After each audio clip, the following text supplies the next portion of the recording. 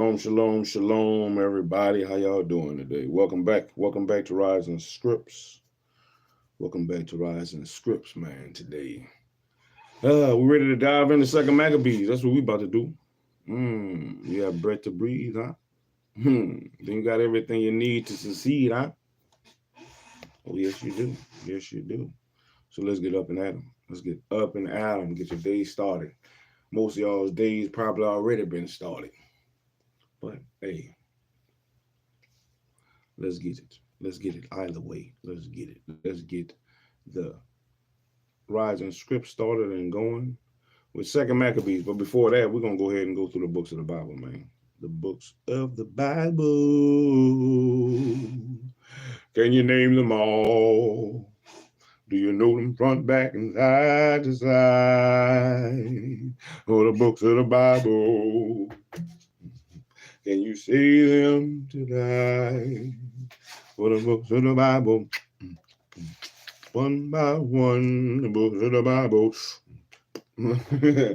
Genesis, Exodus, Leviticus, Numbers, Deuteronomy, Joshua, Judges, Ruth, 1 Samuel, 2 Samuel, 1 Kings, 2 Kings, 1 Chronicles, 2 Chronicles, Ezra, Nehemiah, Esther, Job, Psalms, Proverbs, Ecclesiastes, Song of Solomon, Isaiah, Jeremiah, Lamentations, Ezekiel, Daniel, Hosea, Joel, Amos, Obadiah, Jonah, Micah, Nahum, Habakkuk, Zephaniah, Haggai, Zechariah, Malachi, First Esdras, Second Esdras, Tobit, Judith, the rest of Esther, the wisdom of Solomon, Sirach, Ecclesiasticus or Sirach, Baruch, the Song of the Three Holy Children, the history of Susanna, the destruction of Baal and the dragon, the prayer of Manasseh, First Maccabees and Second Maccabees, which we're about to read, Matthew, Mark, Luke, John, Acts, Romans, First Corinthians, Second Corinthians, Galatians, Ephesians, Philippians, Colossians, First Thessalonians, Second Thessalonians, First Timothy, Second Timothy, Titus,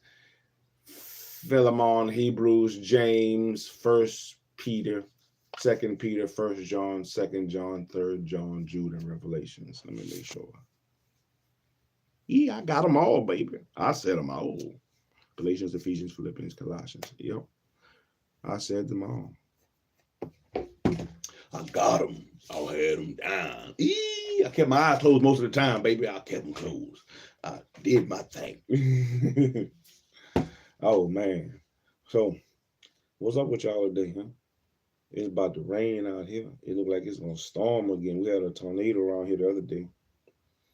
A lot of wind, and probably a lot of wind damage. But let's go ahead and blow up the trumpet so we can be remembered, so we can be heard as we read the scriptures, as we mine through and dive into Second Maccabees today, or in the daytime when the sun shines.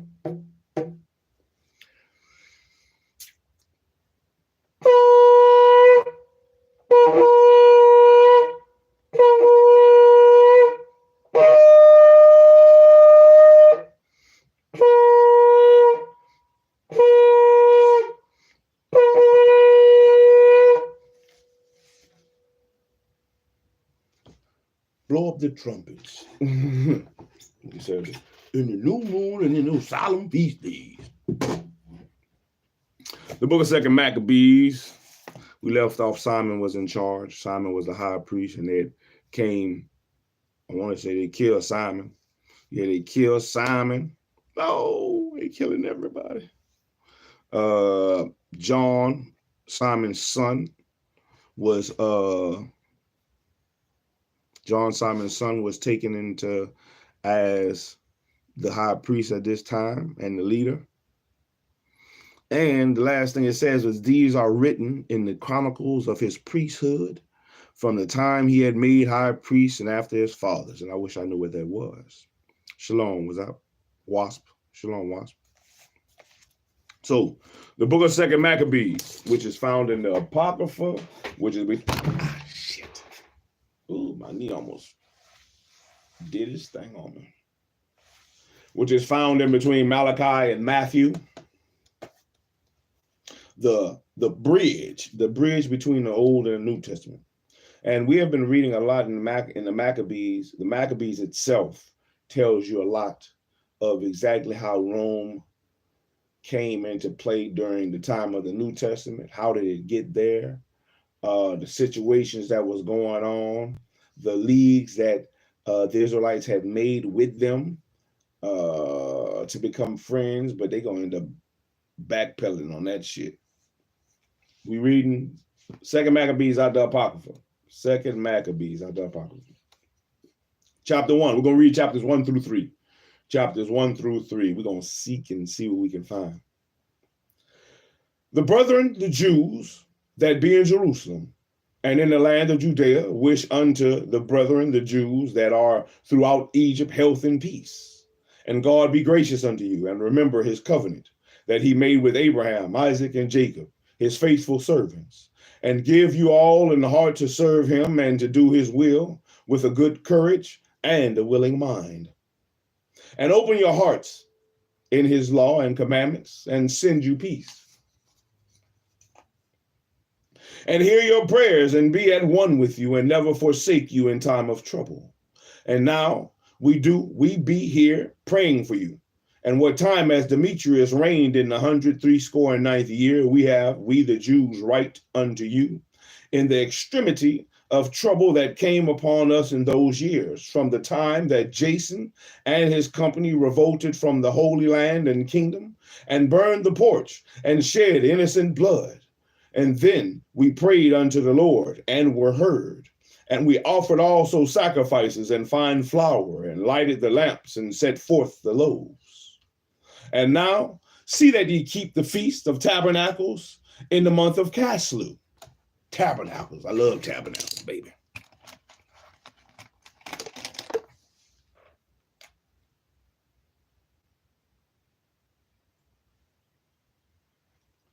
The Feast of Tabernacles in the month of Caslu.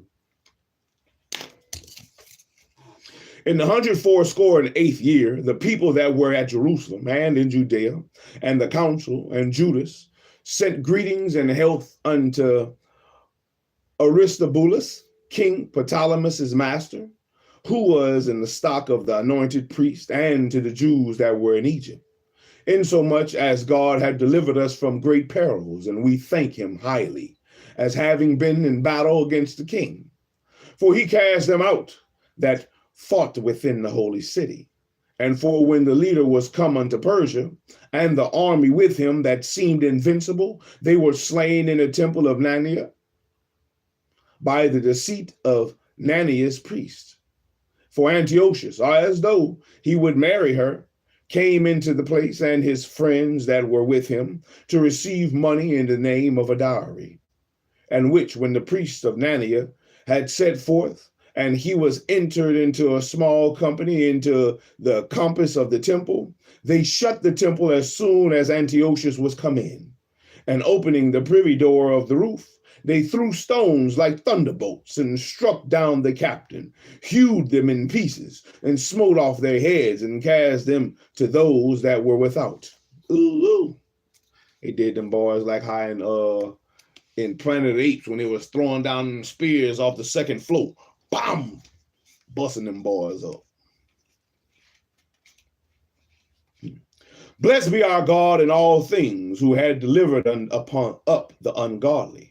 And therefore, whereas we are now purpose to keep the purification of the temple upon the 5th and 25th day of the month Caslu, which is Tabernacles, we thought it necessary to certify you thereof, that ye also might keep it as the Feast of Tabernacles, and of the fire which was given. My bad, that's not Tabernacles, that's the Feast of Dedications.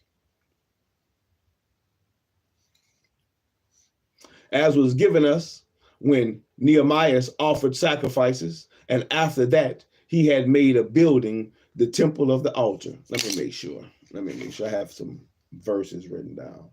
Yes, that's right, it's the Feast of Dedication. Feast of Dedication.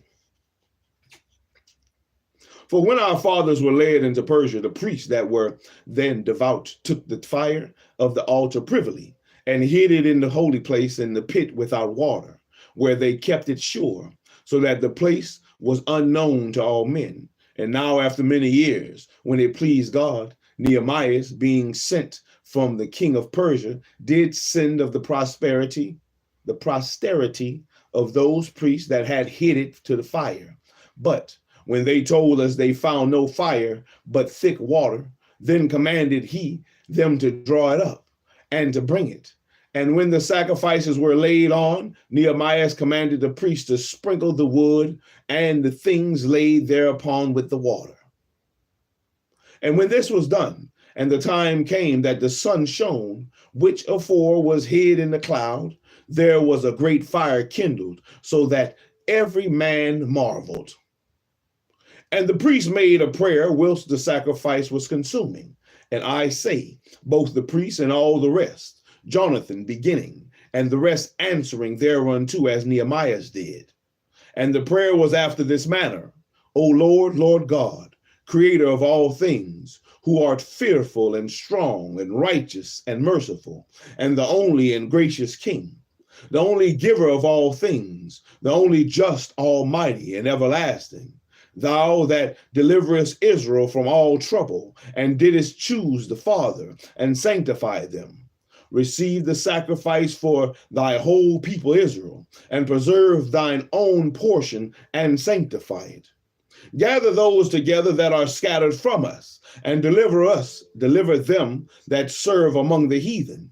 Look upon them that are despised and abhorred, and let the heathen know that thou art our God. Punish them that oppress us, and with pride do us wrong. Plant thy people again in thy holy place, as Moses had spoken, and the priests sung psalms of thanksgiving. Now when the sacrifice was consumed, Nehemiah commanded the water that was left to be poured out on the great stones. And when this was done, there was kindled a flame, but it was consumed by the light that shined from the altar. So when this matter was known, it was told the king of Persia that in the place where the priests were led away had hid the fire, and there appeared water, and that Nehemiah had purified the sacrifices therewith. And then the king, enclosing the place, made it holy. And after he had tried the matter, and the king took many gifts and bestowed thereof on those whom he would gratify. And Nehemiah called this thing Naphtha, which is as much as to say a cleansing, but many men call it Nephi. That sounds real important. Naphtha, but many men call it Nephi. And Nehemiah called this thing Naphtha, which is as much to say a cleansing. Let's see what the Terminator got to say. Shalom, shalom.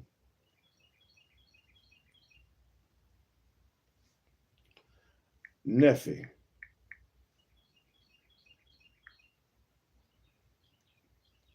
Nephi, son of Lehi.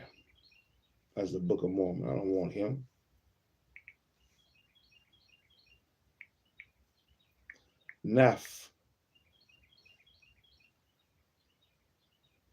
Naphtha.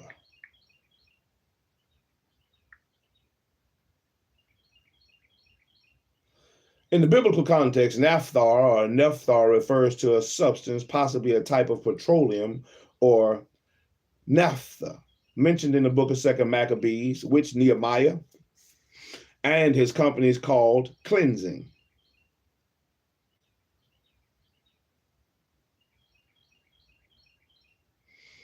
When I get to Nehemiah, I'm going to have to read about this and see where is it actually at in Nehemiah.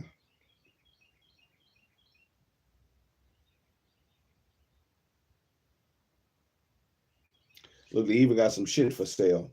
That's called a naphtha.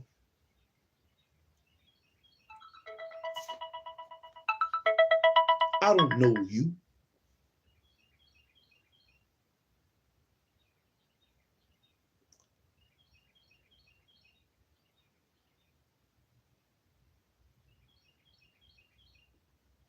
The purification. Chapter 2. Let me put a question mark by that thing. Where in Nehemiah can it be found? Where?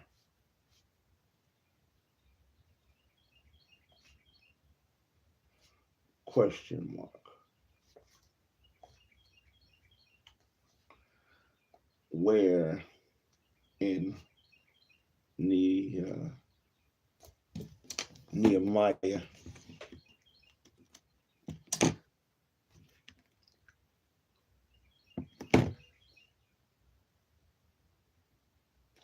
Where in Nehemiah? Chapter 2. It is also found in the records that Jeremiah the prophet, or Jeremy the prophet, which is Jeremiah, commanded them that were carried away to take of the fire as it hath been signified, and how that the prophet, having given them the law, charged them not to forget the commandments of the Lord, and that they should not err in their minds, and when they see images of silver and gold with their ornaments, and with other such speeches exhorted he them, that the law should not depart from their hearts. And it was contained in the same writings that the prophet, being warned of God, commanded the tabernacle and the ark to go with him as he went forth into the mountains, where Moses climbed up and saw the heritage of God. And when Jeremy came hither, he found a hollow cave, wherein he laid the tabernacle and the ark and the altar of incense, and so stopped the door. And some of those that followed him came to mark the way, but they could not find it. And which when Jeremy perceived, he blamed them, saying, as for that place, it shall be unknown until the time that God gather his people again together, and receive them unto mercy.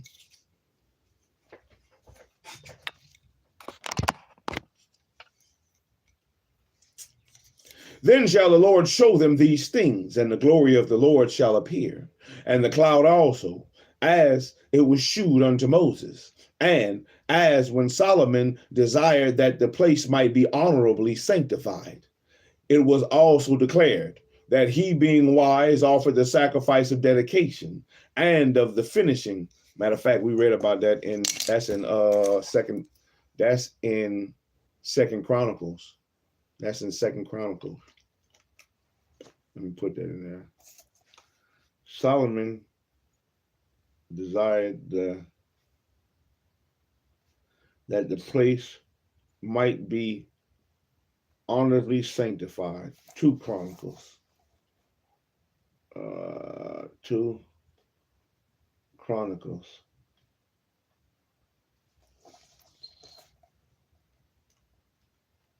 Because I remember saying that if I saw that boy, I'd be like, oh, shit. And that's what the priest was like. The priest couldn't do it no more because of the fear. I need to get me some more highlighters.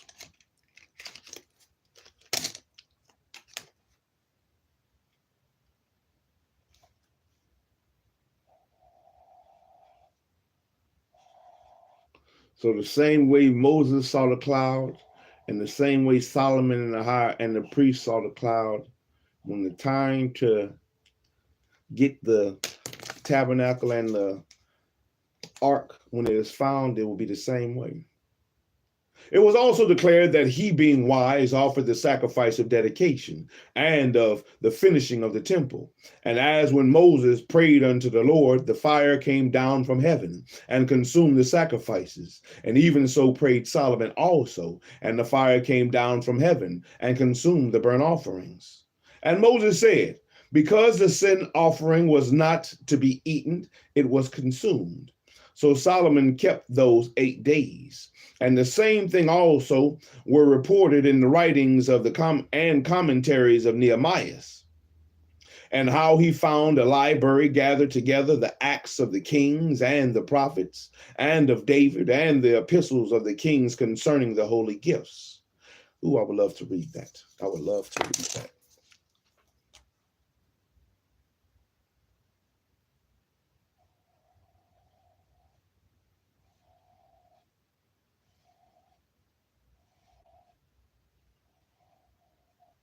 Let's put a question mark by that as well.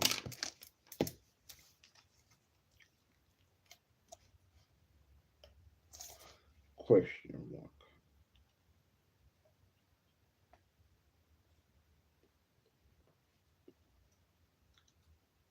In like manner also, Judas gathered together all those things that were lost by reason of the war we had, and they remain with us.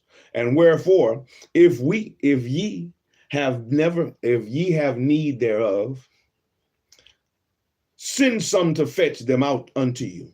And whereas we then are about to celebrate the purification, and we have written unto you, and ye shall do well if ye keep the same days. He's telling them for the most part to keep the days of the dedication the same as they're doing, which is 8 days, just like the same way they kept tabernacles.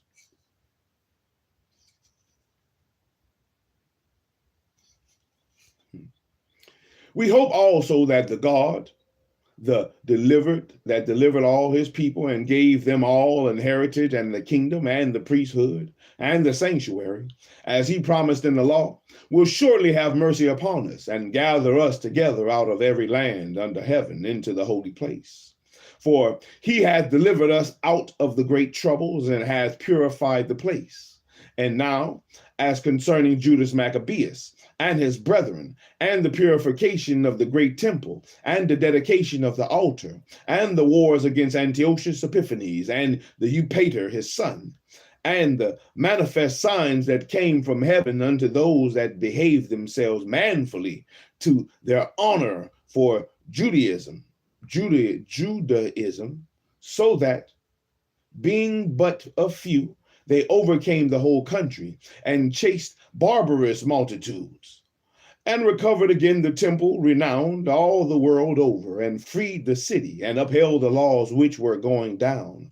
And the Lord, being gracious unto them with all favor, all these things I say, being declared by Jason of Cyrene in 5 books, and will essay to abridge in 1 volume. What is this book? What is this book?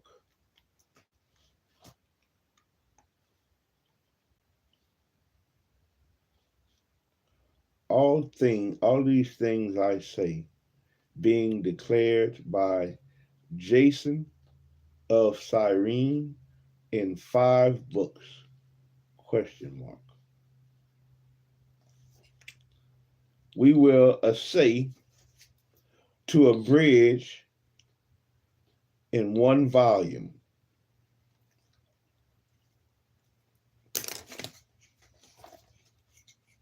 For considering the infinite number and the difficulty which they find that desire to look into the narrations of the story, for the variety of the matter, we have been careful that they that will read may have delight, and that they that are desirous to commit to memory might have ease, and that all into whose hands it comes might have profit.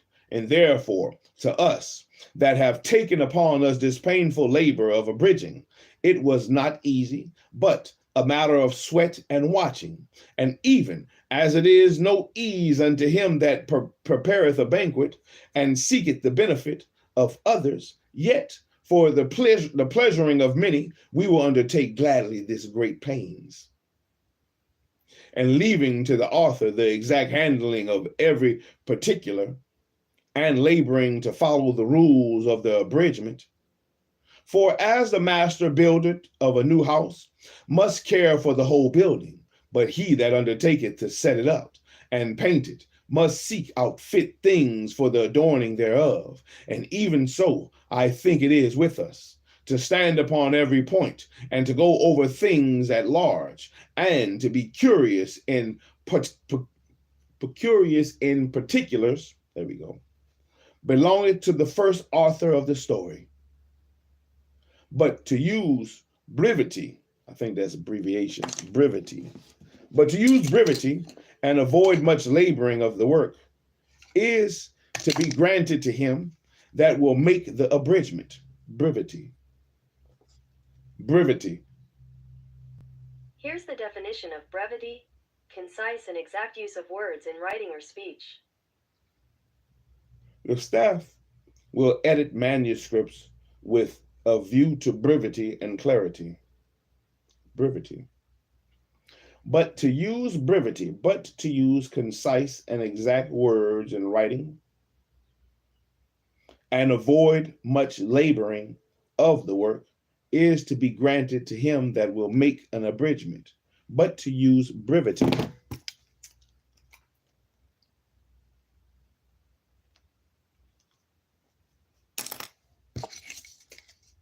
Here then will we begin the story, and only adding thus much to that which hath been said, that it is a foolish thing to make long prologue and to be short in story itself. Chapter 3, the last chapter. Now when the holy city was inhabited with all peace, and the laws were kept very well, because of the godliness of Ananias and the high priest, and his hatred of wickedness, it came to pass that even the kings themselves did honor the place and magnify the temple with their best gifts. And insomuch that Seleucus, king of Asia, of his own revenues, bear all the costs belonging to the service of the sacrifices. But one Simon of the tribe of Benjamin, who was made governor of the temple, fell out with the high priest about disorder in the city. And when he could not overcome Ananias, he gat him to Apollonius, the son of Thraces, who then was governor of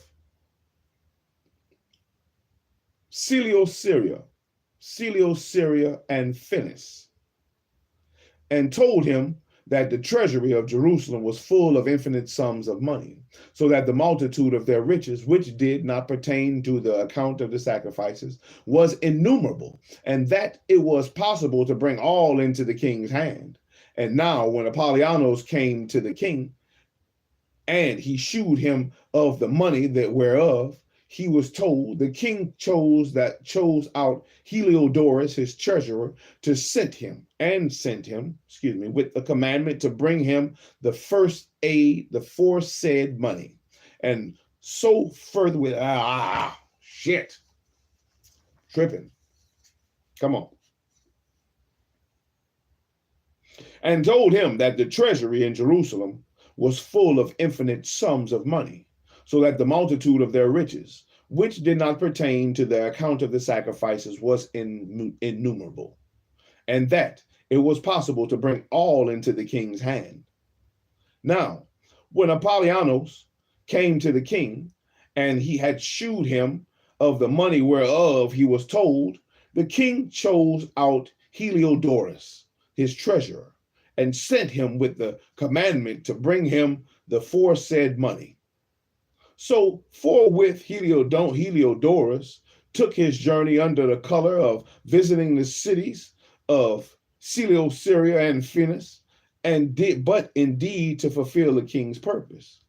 And when he was come to Jerusalem and had been courteously received of the high priest of the city, he told him what intelligence was given of the money, and declared wherefore he came, and asked if these things were so indeed. Then the high priest told him that there was such money laid up for the relief of the widows and the fatherless children, and that some of it belonged to Hyrcanus, son of Tobias, a man of great dignity, and not as that wicked Simon had misinformed. The sum whereof in all was 400 talents of silver and 200 of gold, and that it was altogether impossible that such wrong should be done unto them that had committed it to the holiness of the place, and to the majesty of the inviolable sanctity of the temple, honored over all the world. Inviolable. Inviolable.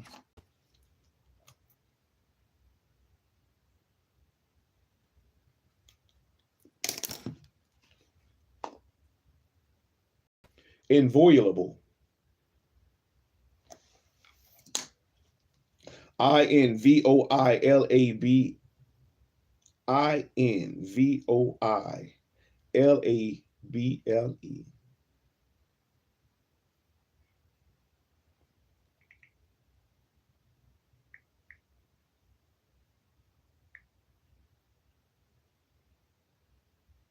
Inviolable. Inviolable. Never to be broken or infringed or dishonored.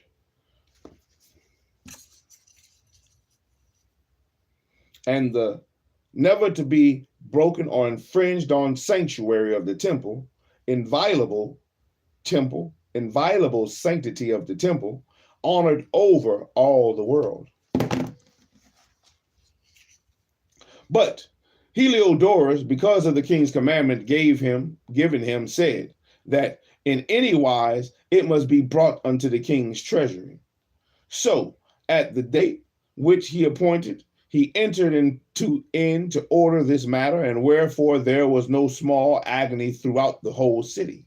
But the priests, prostrating themselves before the altar of their priests' vestments, called unto heaven upon him that made the law concerning the things given to be kept, that they should safely be preserved for such as had committed them to be kept. And then whoso had looked the high priest in the face, it would have wounded his heart, for his countenance and the changing of his color declared the inward agony of his mind. For the man was so compassed with fear and horror of the body, that it was magnificent to them that looked upon him what sorrow he had now in his heart. And others ran, flocking out of their houses to the general supplication, because the place was like to come into contempt. And the women, girt with sackcloths under their breasts, abounded in the streets, and the virgins that were kept and ran, and some to the gates, and some to the walls, and others looked out of the windows. And all, holding their hands toward heaven, made supplication that it would have pitied a man to see the falling down of the multitude of all sorts of the fear of the high priest being in such an agony. And they then called again the Almighty Lord to keep the things committed of trust, such as safe and sure, those that had committed them. And nevertheless, Heliodorus executed that which was decreed. And now, as he was then present himself with his guard upon the treasury, the Lord of the spirits and the Prince of all power caused a great apparition, so that all that presumed to come in with him were astonished to the power of God, and fainted, and were sore afraid. They was trying to get that money. They wanted that money. They wanted that money for the widows and the fatherless children. How many churches, for people that go to church, how many churches today put up money for the widows and for the fatherless children? How many have a savings for that? I bet few and far in between. Few and far in between, I bet. That's definitely a practice I know they don't practice today. They'll take your tithes, or what they'll tell you tithes is they'll take your money, but it's always some type of church fund. But they never putting up for the widows and the widows and the fatherless children. I've never heard, since I've been reading the Bible, I've never heard a pastor say that's what these alms is going to. It's always going to fix something on it. To fix something on the church. A window, a door, a roof. But never for the widows or the fatherless children. Verse 25. For there appeared unto them an horse with a terrible rider upon him, and adorned with a very fair covering, And he ran fiercely and smote Heliodorus with his forefoot. And it seemed that he flat sat upon the horse that had complete harnesses of gold. Moreover, two other young men appeared before him, notable in strength, excellent in beauty, and comely in apparel, who stood by him on either side and scourged him continually, and gave him many sore stripes. And Heliodorus fell suddenly unto the ground and was compassed with great darkness. But they that were with him took him up and put him into a litter, and thus him that lately came with a great train and with all his guard into the said treasury, they carried out, and being unable to help himself with his weapons and his manifestly, they acknowledged the power of God. Man, I'm reading terrible this morning. I'm reading terrible right now. My eyes feel heavy. My eyes are also blurry, and I'm trying to just push through. It feels like something trying to stop me. I'm almost there. I'm almost there. I don't care what's trying to stop me. I'm going to keep pushing. I'm going to keep pushing.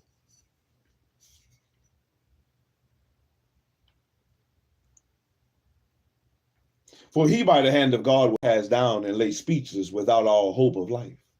But they praise the Lord that had miraculously honored his own place. For the temple, which is little afore, was full of fear and trouble.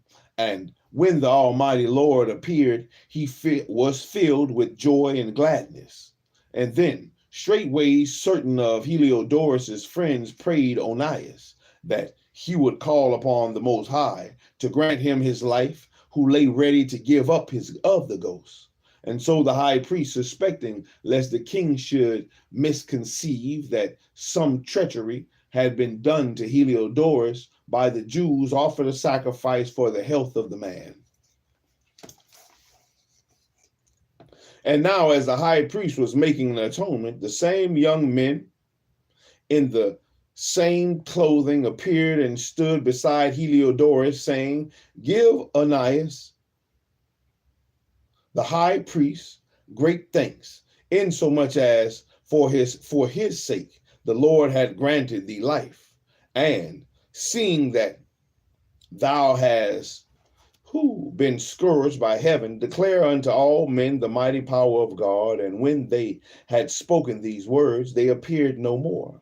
So Heliodorus, after he had offered sacrifice unto the Lord and made great vows unto him that had saved his life, and saluted Onias, returned with his host to the king. And then testified he to all men the works of the great God, which he had seen with his eyes. And when the king asked Heliodorus who might be a fit man to be set yet once again into Jerusalem, he said, "If thou hast any enemy or traitor, send him thither." Send that nigga you don't like. Send the ops, because that God gonna deal with their ass. Send the ops. They God real. You want to do something? Hey, just send them.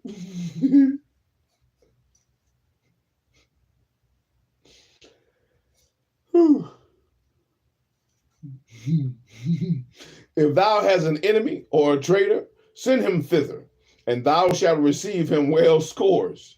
And if he escape with his life, for in that place, no doubt, there is an especial power of God. For he had dwelt in heaven, for he that dwelleth in heaven hath his eye on that place, and defendeth, and he beateth and destroyeth them that come to hurt it. And the thing concerning Heliodorus and the keeping of the treasury fell out of this sort. We're going to stop there. Ooh, Heliodorus, man. Hey, look, hey, just don't send me. Send anybody that you don't like. Send a traitor. Send your enemy. Just don't send me. Oh man. Yeah, my eyes was getting heavy, man. My eyes was getting heavy and blurry, man. I hate that. It be sometimes when I get to reading, and I be wanting to read, man. I want to read. Sometimes when I get to reading and want to read, it seems like, a weight. It seems like a weight get dropped on me sometimes. My eyes get heavy. My eyes try to get blurry. It's like something want me to go to sleep. Even when I read things that may have some significance, it don't have to be the scriptures. It could be other books. When I get to certain parts of the book that have something that's gonna make you think, that has to make you think. What about this? What about that? Man, it's like it's a heaviness come on me. Sleep. I be trying to fight it. No, bitch, get off me. Bitch, get your mind right. Get back from me. I be trying to push through, man, for real. Even though my eyes be blurry, like I can still see the words, but it's a blurriness. It's a blurriness. Like my eyes is fine now. Like I can see fine now because the book closed. But stories like that, man, that thing funny to me, man. Heliodorus, boy. Who you want to send? Man, send your enemy or traitor, man. If you want to send anybody, send them. Or it's gonna be for sure. They're gonna get the issue. They're gonna get the issue. Them people God, oh man, them people God real. His eyes is on that place. He defend that place. If you only knew what happened to me. I barely made it back. Oh, I barely made it back. What up? Yeah, I'll give you a hug. I'll give you more than a fist, my boy. I love you, my boy. As I read about Heliodorus, man, you should have heard Heliodorus. Heliodorus is telling the king, don't send me. Don't send me over there. Send anybody. Send your enemy. Send a traitor. Send whoever you don't like. Because the God of them people, the God of Abraham, Isaac, and Jacob, the God of the Israelites, oh, boy, he defend them people. He defend that place. He always looking. He always got his eyes upon that place. And I don't want to go there. I don't want to go to that place. Heliodorus, what a name. That boy named crazy. Heliodorus. Heliodorus. Remember him. Remember what happened to his ass. They was trying to celebrate the Feast of Dedications, man. The Feast of Dedications. The Feast of Dedications comes after the Feast of Tabernacles. Feast of Dedications falls around the winter time, which will be, around December time frame when they so say claim Christmas is or whatever, even though Christmas is bullshit. But the Feast of Dedication lasts 8 days. It came in the time it was ordained in the time of first Maccabees under Judas Maccabees and Mattathias, his father, when they had the temple rededicated. And it started off with Mattathias, though, man. Mattathias zealously jumped up there and killed them boys who was trying to sacrifice swine's flesh and defile the altar of the Lord. That boy jumped up and slayed them boys. Nah, get your ass out of here. Nah, with that humbug. There's none of that shit over here. I like that shit.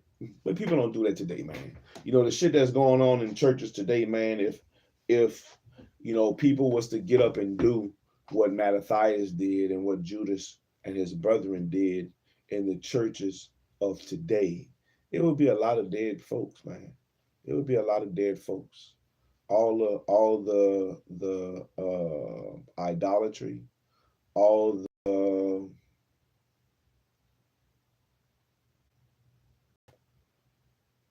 profane things, the abominations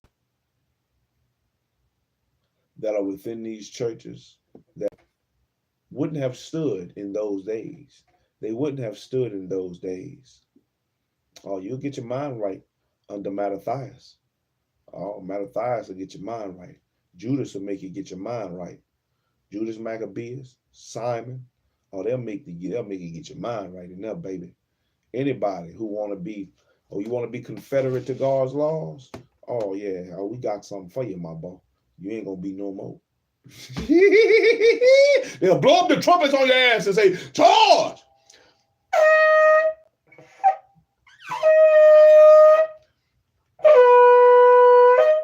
Get their asses.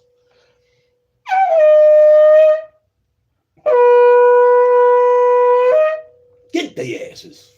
Down with them. For the Lord. That's how they'll be. They'll knock a boy head off. Boom. I like that shit. Most of all the prophets did that shit though. That's the thing. You know, even in I want to say Nehemiah. Nehemiah was grabbing women by their hair, was pulling people hair and making them say, man, you ain't gonna, making them swear that they wouldn't marry the other nations, and they wouldn't give their daughters to them, they wouldn't give their sons to them, you know, because hey man, shit, they was busting them upside the head. They was telling people who was coming in there to sell on the Sabbath, man, if you come back over here on the Sabbath, man, I'm gonna lay hands on you. Oh, them boys was cold, and they meant that. They meant that. It wasn't talking about praying. It was gonna bust them boys' head to the white meat. You want to sell? Even Christ himself braided up and started whipping boys. Was selling in the temple. Was selling in the temple on the Sabbath. Man, getting their asses. No, it's nothing new. It's nothing new. Hey, but these is men of the Lord. And women holler about they want men of the Lord. You don't want no man like that. Busting boys up. He was busting heads to the white meat. You could, you know, it was, man, hey, sometimes these men of the Lord had to go in hiding too. They had to go in hiding. They ran into the mountains.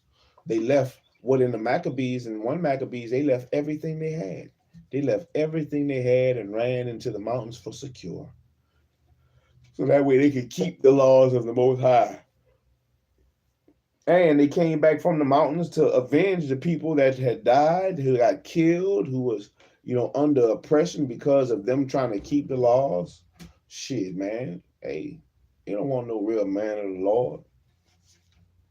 That's what they say. That's what their mouth say. Oh, I want a God-fearing man. Shit.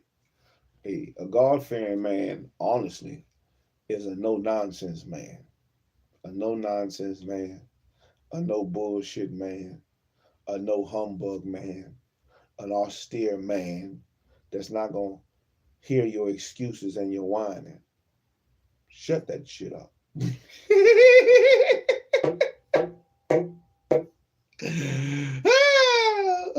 Get him.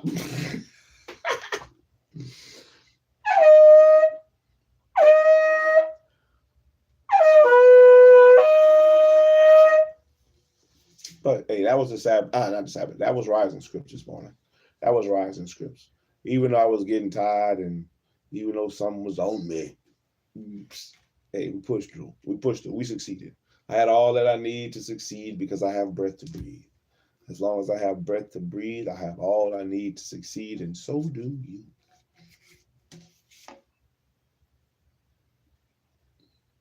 So do you.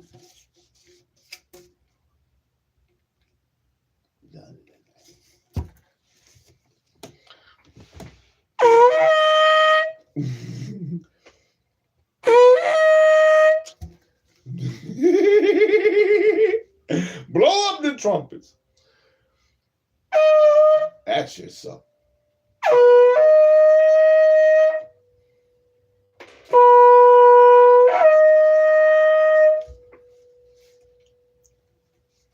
Man, we got to keep pushing, man. Like I keep saying, no matter what you believe in, no matter what God, you know, Me personally, I'm gonna read about what the books that I have.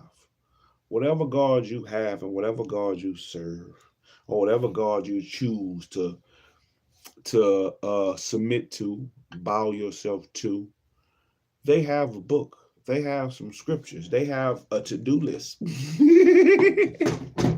So why don't you get your ass out there and find out what you got to do in your scriptures, man?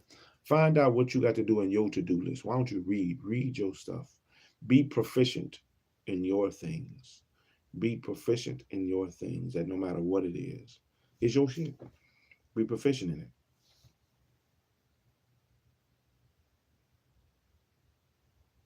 Be proficient in it. Hey, but catch me next time. We'll come back later on today. Lord willing, I think I'm going to barbecue today. I'm going to send up some burnt. No burnt. I'm going to barbecue though. I'm going to put it on the grill. I'm going to get on the grill later. But after all that, man, we're going to come back later on this afternoon and later on tonight maybe. And we'll pick back up in the appendix. I want to say I got 17 pages left to go to assassinate the book. And we're going to keep pushing. We're going to keep pushing. And we'll come back tomorrow, Lord willing, and pick back up in 2 Maccabees chapter 4 with the next rising scripts. 2 Maccabees chapter 4 through 4, 5, 6. Shit, I'm going to read 4, 5, 6, and 7 tomorrow because they're short chapters. They're short chapters. 4, 5, 6, and 7. Yeah, we'll read that. Man, we're on our way to the end of the Maccabees. We getting there. One day at a time, man. One book at a time. Here a little, there a little, line upon line. Baby, we're going to seek and we're going to find. We're going to seek and find. What treasures lie in the pages? What can we unearth? What can we take and apply to our lives from the stories that we read, and not rely on just the pastors and the preachers to tell you shit? Be ye not a hearer of the word only. We got to figure it out. We got to figure it out. Sometimes that take us going through the painstaking things of reading, even though stuff try to be on us and make us not read. We got to read, man. Got to read. Read your shit. Shalom. That's Shalom. I'm out. Y'all have a wonderful day. What up, my son?